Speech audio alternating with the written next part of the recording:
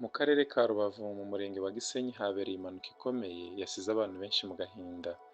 Byabaye nyuma y'uko umuryango wari uvuye gusenga mu itorero ry'Abadivantisiti b'umunsi wa karindwi bahuye n'ikamyo, hanyuma bivugwa yuko yari yabuze feri irabagonga bose. Umubyeyi ndetse n'umugabo umwe bajyaniranye bajya gusenga, ariko mu gutaha umubyeyi w'umumama asigara arepeta indirimbo, hanyuma umugabo barangije gusenga acura abana bane, hanyuma nawe ubwe mu modoka abajyanye mu rugo kugira ngo bajye kuruhuka.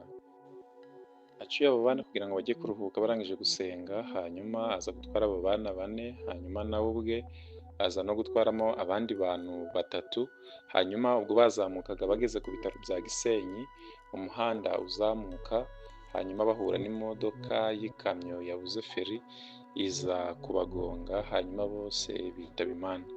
Kuri uwo muhanda hafi n'ibitaro hari abandi bantu batatu bari barimo bazamuka n'ubundi ariko bagenda n'amaguru, nabo iyo kamyo iza kubagwira nabo bahita bitaba Imana.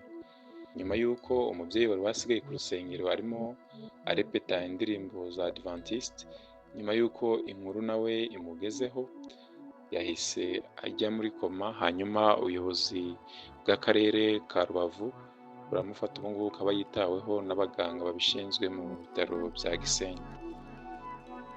Shoferi w'ikamyo nawe birumvikana ntabwo yarokotse iyi mpanuka, nawe yahise ahasiga ubuzima, nk'uko umuyobozi w'akarere ka Rubavu Prosper Murindwa yemeje aya makuru abinyujije ku rubuga rwa Twitter X rw'akarere, ndetse no mu kiganiro yagiranye na BTN TV isaa 8:30.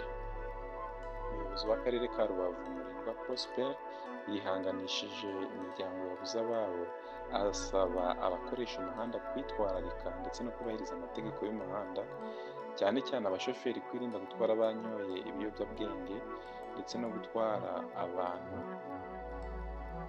batabanje kugenzura ibinyabiziga kubikora neza kandi ko bifite ubuziranenge kugira ngo bijye mu muhanda.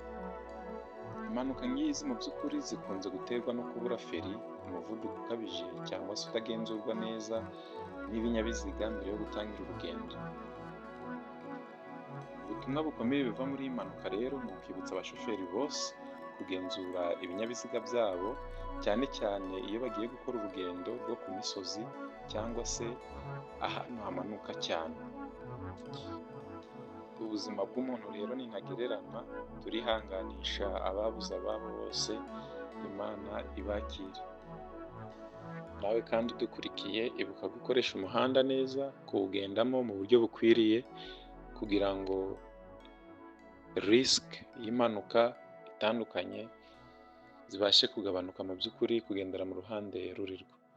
Mwakoze kubana natwe, hanyuma Imana ikomeze kwihanganisha umubyeyi wabashije kurokoka akaba yasigaye, Imana ikomeze kumuhereza kugaruka mu buzima buzima.